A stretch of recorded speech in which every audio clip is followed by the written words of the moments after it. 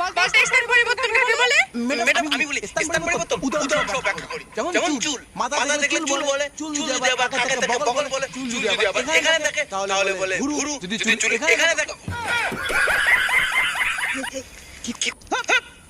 চার মারবো। সমস্যা চাকরি-চাকরিগুলো বেশি পাঠিয়ে দিয়েছে। তোদের নামে মানুষ কেন খারাপ কথা বলবে রে? এমন কিছু কর যাতে মানুষ কোনোদিন খারাপ কথা বলতে পারে না।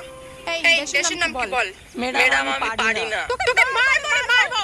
এই চল তুই গুগল বানান কর তো। কুত্তা হলো গু, তার মধ্যে হলো মাথা খোল গুগল। এই তোমরা কি জানো খুশি থাকা স্বাস্থ্যের পক্ষে উপকারও? হ্যাঁ ম্যাডাম জানি।